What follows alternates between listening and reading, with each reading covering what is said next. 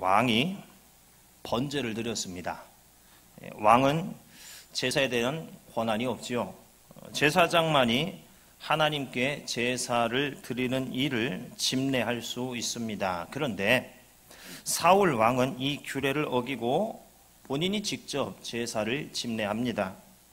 규례를 어김에도 불구하고 왕이 제사를 집례한 이유가 무엇인가? 그 이유를 본문에서 찾아보면 백성은 내게서 흩어지고 당신은 정한 날 안에 오지 아니하고 블레셋 사람은 믹마스에 모였음을 내가 보았으므로, 이 부분이죠. 전쟁을 해야 되는데 백성이 모여도 시원찮을 판에 흩어지고 있는 거예요. 도망가는 거죠. 지금 블레셋의 규모를 보면 5절에서 병거가 3만, 마병이 6,000명, 백성은 해변에 모래같이 많더라 라고 설명을 하죠. 그런데 이스라엘의 수를 찾아보면은 15절에서 사울이 자기와 함께한 백성의 수를 세어보니 600명 가량이라 이렇게 말씀을 하고 있어요. 이스라엘에 남아있는 자가 블레셋의 마병만큼도 못하는 거죠. 게임 자체가 안 됩니다. 상황이, 주변이 좋지 않게 흘러가고 있죠. 사울 왕은 상황과 규례 사이에서 마음이 흔들렸던 겁니다. 상황이 급하면 하나님이 정해 놓으신 규례를 얼마든지 어길 수도 있다는 겁니다. 월권 행위도 얼마든지 가능하다는 겁니다. 여러분은 어떻습니까? 아무리 상황이 급해도 하나님이 정해 놓으신 이 룰은 우리가 반드시 지켜야 하는 거 아니겠습니까? 그 룰을 어겨서 아담과 하와가 범죄를 해 온 인류가 지금까지 죄 가운데 살아가는 거 아니겠습니까? 우리는 보이는 것에 약해집니다. 내가 궁지에 몰리면 침착함을 잃어버리고 내 신앙의 수준, 믿음의 수준을 그대로 드러내게 됩니다. 아무 일 없을 때는 모두가 다 믿음이 좋아 보여요. 주변을 둘러보세요. 다 천사 같지 않습니까? 이렇게 무섭게 저만 쳐다보십니까? 예. 처음에 인사를 안 하고 시작해서 그런가요? 예, 주님의 이름으로 사랑하고 축복합니다. 예. 예. 옆에 분하고 좀 나눠주세요. 주님의 이름으로 사랑합니다. 축복합니다. 예. 우리는 다 평소에는 얼마나 아름답고 선해 보이고 천사 같습니까? 아무 일 없을 때는 참 사람 좋아 보입니다. 그러나 위급한 상황이 닥칠 때에 믿음의 정도가, 사람의 됨됨이가 그대로 드러나게 됩니다. 상황과 믿음, 상황에 따라 달라지는 사람, 우리는 주의해야 되죠. 나 또한 상황에 의해서 달라지는 사람이 되지 않기 위해 노력해야 되죠. 주님의 일을 할 때에 기분파가 위험한 이유가 이겁니다. 기분이 좋고 상황이 좋을 때는 문제 없습니다. 십자가를 지고 죽는 그 자리까지 따라가겠습니다. 이게 고백이 돼요. 그런데 기분이 상하고 상황이 좋지 않으면 여기저기에서 내 개인의 문제들이 뻥뻥 터집니다. 그 사람이 섬기고 있는 일, 이 일, 저 일, 모든 일들이 그냥 다 멈춰버리는 거예요. 올스톱 됩니다. 지속성이 없습니다. 끝까지 책임을 지지 못합니다. 왜 그렇습니까? 쉽게 지나칠 수 있죠. 내가 그 상황이 되면 다급한 마음이 크기 때문에 살다 보면 그럴 수도 있지 이렇게 생각을 합니다. 그런데 다른 사람이 그러면 저 사람 왜 저거밖에 안 되는 거지? 저 사람 믿음이 왜 저거밖에 안 되는 거지? 이렇게 생각을 하더라는 거죠. 말씀을 듣는 자리에서는 자신이 믿음으로 살 수 있을 것만 같습니다. 그런데 내 발등에 불이 떨어지면 달라져요. 하나님을 의지해야 되는데 하나님을 의지하지 않습니다. 오늘 새벽기도 때 말씀을 나누었습니다. 하나님께서 남겨두시는 이 남겨진 자는 어떤 자인가? 바로 모든 고난과 역경을 오직 여호와만을 의지하는 신실한 신앙으로 견뎌내는 자라고 했습니다. 성도는 그 어떤 상황에서도 오직 한 가지 모습만을 나타내야 되는데, 그 모습이 어떠한 모습이냐? 하나님을 의지하는 모습입니다. 하나님을 의지하는 자는 어떤 상황에서도 하나님이 정해놓으신 이 규례 어기지 않습니다. 월권의 행위를 하지 않아요. 겸손하게 엎드립니다. 하나님이 정해놓으신 우리 인생의 법칙대로 살지 않고 자기 마음대로 사는 자는 하나님 의지하지 않는 자입니다. 인생은 반드시 누군가를 의지하게 되어 있습니다. 하나님이 우리를 의존적 존재로 지으셨기 때문에 그래요. 하나님을 의지해야 되는데 사람을 의지해 보세요. 의지하는 그 끈이 떨어져 버리면 절망 가운데 빠지고요, 우울증에 빠져듭니다. 극단적인 선택까지 하는 거예요. 하나님은 우리를 하나님 의존적인 존재로 지으셨고, 하나님을 의존할 때에 완벽한 인생, 능력 있는 인생으로 이끌어 가십니다. 이것이 우리 인생의 법칙이에요. 하나님을 의지하지 않으면 다른 것을 반드시 의지하게 돼요. 이게 우리 인간의 어리석은 모습이죠. 하나님을 의지하지 않고 다른 것을 의지하는 자의 결국은 패망입니다. 오늘 새벽 기도를 마치고 기도를 하는데 내게 있는 이 연약함에 대해서 묵상을 했습니다. 아버지 앞에, 하나님 앞에 언제쯤 온전히 정결한 모습으로 서게 될까요? 연약하고 부족하고 넘어지고 괴로워하는 이 모습을 언제쯤 멈출 수 있을까요? 그런데 이런 깨달음이 있었습니다. 하나님을 의지하는 것이 내게 복입니다. 이런 깨달음이었어요. 하나님을 더 의지하라고 나를 부족하게 지으셨더라는 거죠. 연약하여 괴로워하기보다는 하나님을 더 의지하는 삶의 방향으로 나아가게 해달라고 이렇게 기도가 되는 겁니다. 이런 찬양 있지요.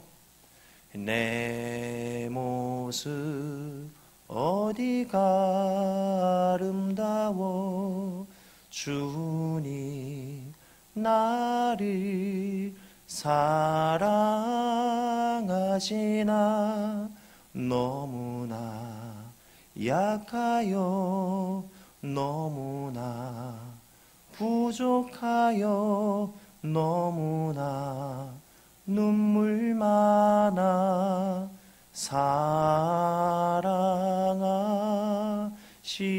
사랑하시죠. 이겁니다, 여러분. 아니, 이럴 수가. 부족한 것이 내게 은혜였어요. 부족하니까 하나님을 찾는 거였습니다. 부족하니까 하나님이 내 인생에 너무나 필요하다는 것을 깨닫게 되는 겁니다. 결국 우리의 연약함을 통해서 하나님은 하나님과의 이 친밀함을 이루어 가셨더라는 거죠. 인생이 완벽해봐요. 어떤 일이 벌어질까요? 하나님이 더 이상 필요 없습니다. 하나님에 대한 신앙 고백, 찬송 멈추게 될 것입니다. 그러니까 하나님은 우리를 의도적으로 부족하고 연약하게 지으셨다는 겁니다. 왜요?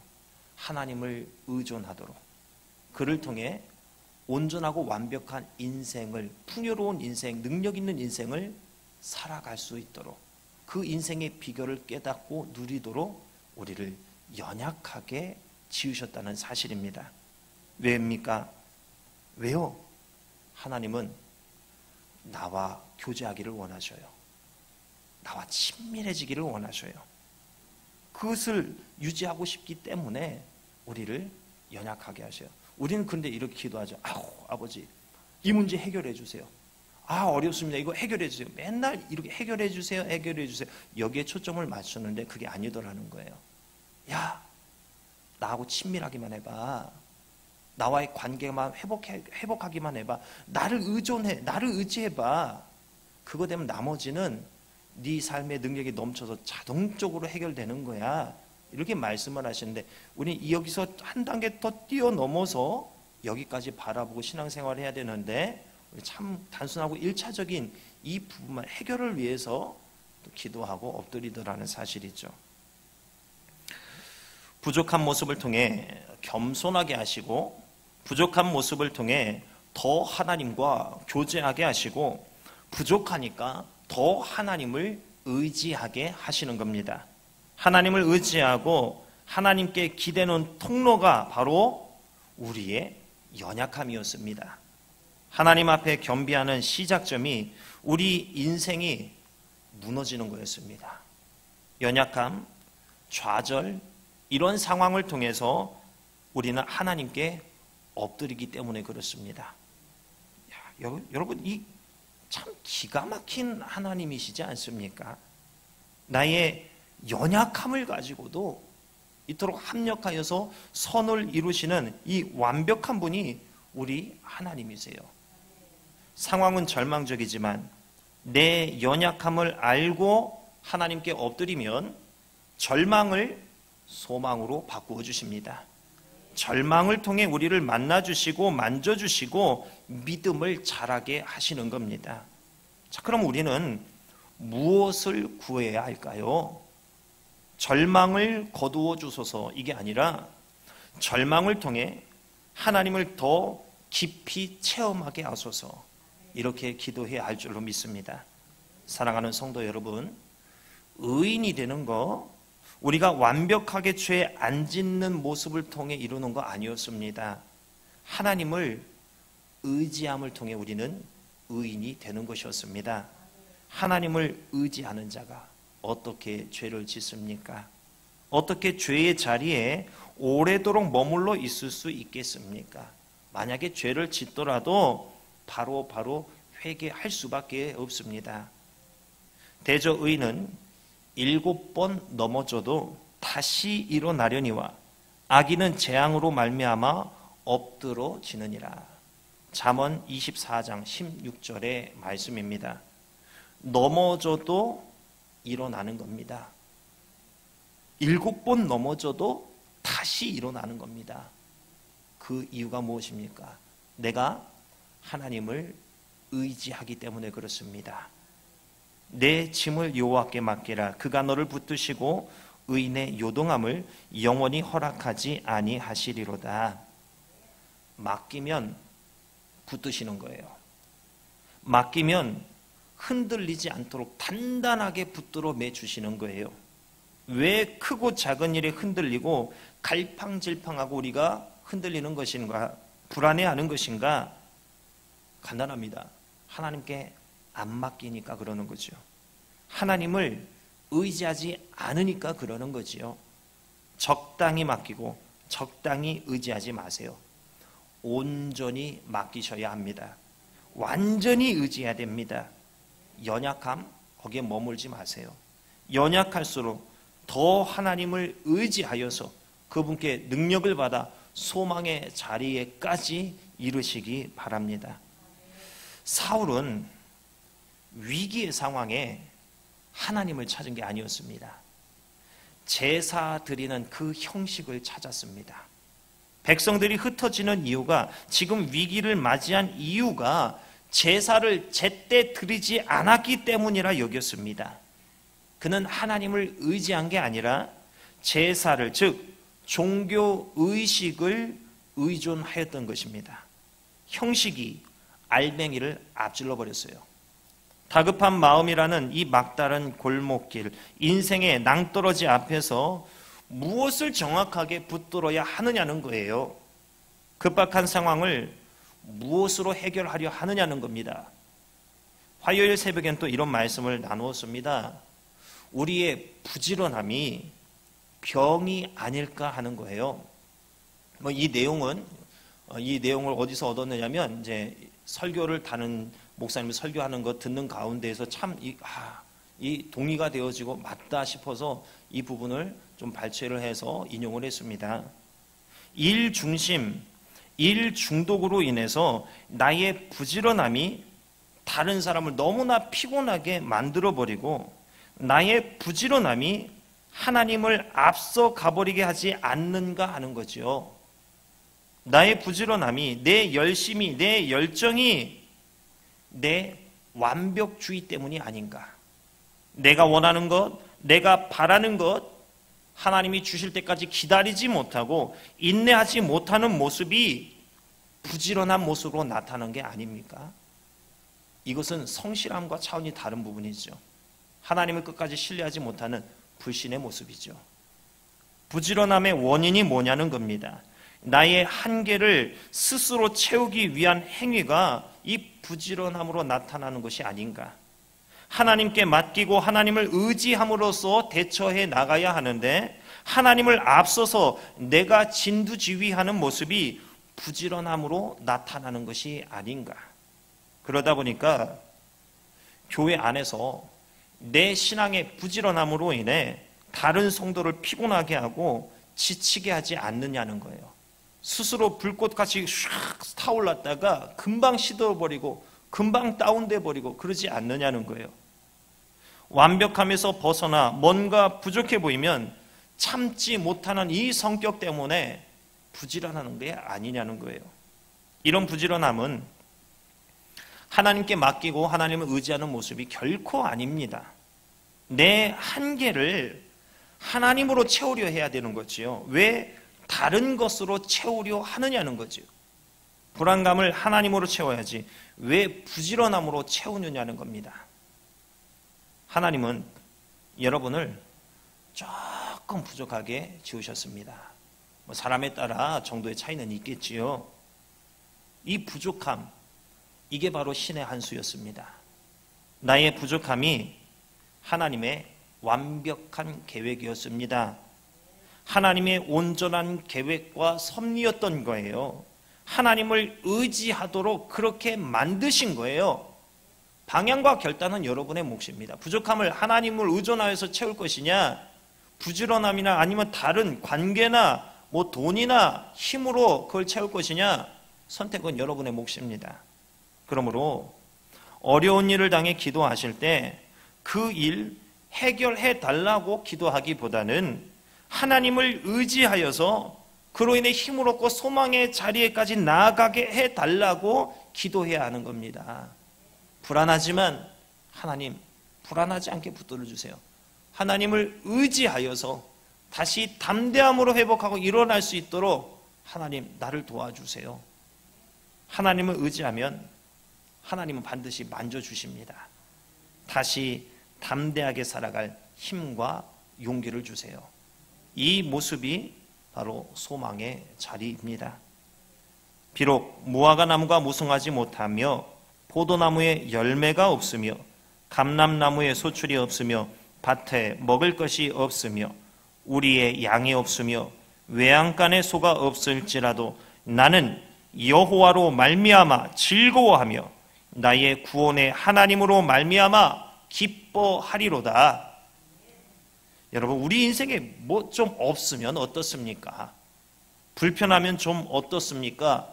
부족하고 불편해도 그 가운데 신앙 고백을 하나님께 올려드릴 줄 아는 인생을 사는 것이 진정 하나님 앞에 값진 인생인 겁니다. 하나님 괜찮습니다. 나는 어떤 상황이라도 나는 괜찮습니다.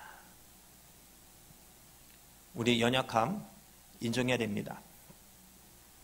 그리고 우리 연약함은 우리가 극복해내고 완벽해야 될 모습이 아니라 연약함 그대로 남겨놓을 필요도 있다고 생각이 됩니다. 왜요?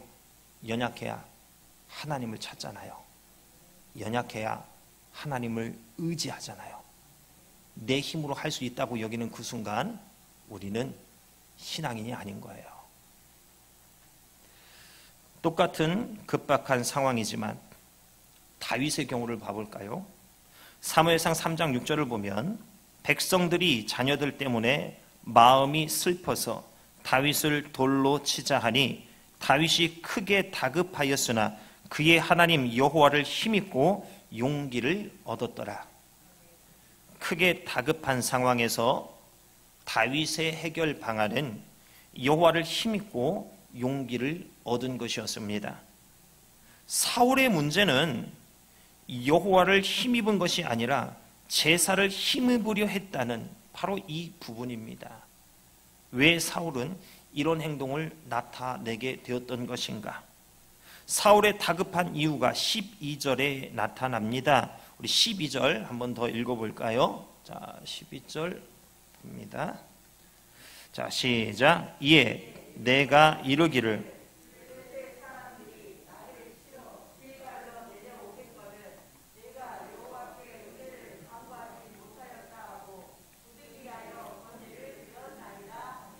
예, 부득이하여, 그렇죠. 블레셋 사람들이 나를 치러 길갈로 내려오겠거늘. 무슨 말입니까? 블레셋 사람이 길갈로 내려왔습니까? 아직 안 내려왔어요. 내려올 것만 같은 거예요. 아직 일어나지 않은 일이에요. 내려오겠거늘입니다. 지레 겁먹고 그렇게 되겠지. 불안에 대한 확신이에요. 불안에 대한 확신이 이를 이 지경으로 만들었습니다. 이 불안에 대한 확신, 이것도 확신이고 믿음이라면 믿음입니다. 여러분, 무엇을 확신하십니까? 확신을 불안한 요소에, 상황에 놓고 계십니까? 확신을 하나님께 두고 계십니까? 사울이 망하고 다윗은 반대로 일어선 까닭이 바로 이것입니다. 똑같이 급박한 상황인데 상황을 모면하기 위해서 어떤 방법을 생각해냈는가, 이것을 주의 깊게 한번 보세요. 사울은 형식을 붙들었습니다. 하나님을 붙든 게 아니라 제사라는 형식을 붙든 거예요. 다윗은 하나님을 붙들었습니다. 여러분, 정말 하나님을 의지하십니까? 아니, 정말 지금 하나님을 의지하고 계십니까? 예배 생활에 있어서 하나님을 예배합니까? 예배를 드리기 위한 예배를 드립니까? 오늘 예배의 목적이 교회 오기 전부터 하나님을 향하고 있었으며, 찬양을 드릴 때 하나님을 향한 찬양을 드렸으며, 예배 순서 중에 내 마음이 또 설교를 들으면서 내 마음이 온전히 하나님께 향하고 있습니까? 여러분, 어때요? 예배를 드리기 위해 예배에 참석한 것인지, 예배도 참석하기 위해 예배에 참석하는 것인지, 이거 분명하게 하셔야 됩니다. 성도로서 온전한 삶을 살고 있는 줄 알았는데 이 신앙의 중심에 하나님이 아니라 형식이 있을 수 있더라는 거예요. 신약시대에 이스라엘 사람들도 그들은 정말 하나님을 잘 섬기는 것으로 확신했습니다. 사도 바울도 그가 예수 그리스도를 만나기 전까지는 하나님께 대해서 정말 충성된 삶을 살았노라 자신하였습니다. 잘 섬기는 줄 알았어요.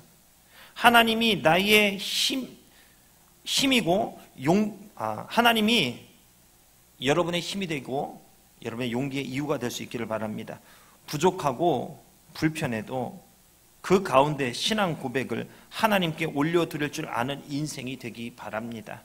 이 일이 해결되는 거 중요한 거 아니에요. 하나님을 의지하는 거, 이게 중요한 것이었습니다. 여러분의 예배 생활도 한번 살펴보세요. 내가 정말 하나님을 향하고 있는가? 찬양을 할 때에 그냥 찬양하는 시간 15분, 20분, 이 시간을 그냥 찬양으로 메꾸기 위해서 앉아 있는 것인가? 정말 그 찬양의 가사를 통해, 한 단어를 통해 내가 하나님께 신앙 고백하면서 그렇게 찬양하고 있는가? 말씀을 듣는 자리도 마찬가지로 하나님이 내게 하시는 말씀이라고 여기고 그렇게 귀담아 듣고 있는가? 아니면 그냥 이 예배의 시간을 앉아 있는 것인가? 자신의 모습을 한번 돌아보세요. 그리고 하나님을 앞서지 마세요. 열심은 잘 쓰면 유익인데 잘못 쓰면 흉기가 됩니다. 열정은 좋은 것처럼 보이는데 하나님께 의지하고 의존하여서 나온 열정이 아니라면은 그거 흉기가 될 수밖에 없습니다. 신앙이고 믿음인 것 같은데 그걸로 공동체가 무너지게 되는 거예요. 우리의 완벽함은 완벽해지는 데 있는 게 아니라 하나님을 의지하는 것이 완벽해지는 것이었습니다. 하나님을 의지하고 하나님께 기대는 통로가 우리의 연약함이었습니다. 연약함으로 너무 좌절하지 마세요. 연약함이 있었기 때문에 지금 이 시간까지 여러분이 하나님 앞에 남아있는 것이고 예배 드리는 거 아니겠습니까? 오늘 말씀 이후로 여러분의 연약함이 오히려 기쁨이 될 수 있기를 바랍니다. 연약함이 기쁨이 될 수 있는 것은 연약함 때문에 하나님께 더 나아가고 더 엎드리고 더 의지하기 때문입니다. 연약한 거 많고 기도해야 할 거 많고 문제 많고 어려움이 많은 이유는 더 하나님께 나와서 엎드리라는 하나님의 사인이에요. 더 하나님을 의지하고 하나님과 가까워지라는 겁니다. 내 주변에 문제가 많은 이유가 뭔지 아세요? 하나님이 너랑 가까이 하고 싶어. 내가 너를 만지고 싶고 너와 함께 항상 동행하고 너가 그 기쁨을 누리기를 나는 간절히 바라고 원해. 바로 이 말씀이에요. 친밀함을 원하시는 하나님의 부름이 나에게 연약함으로 문제로 어려움으로 나타나고 있었더라는 것입니다. 하나님을 의지하고 더 엎드리는 것이 우리의 온전함이고 이것이 완벽한 삶이니 이런 삶을 결단하시고 이제 실천해 나가시기를 주님의 이름으로 축원합니다.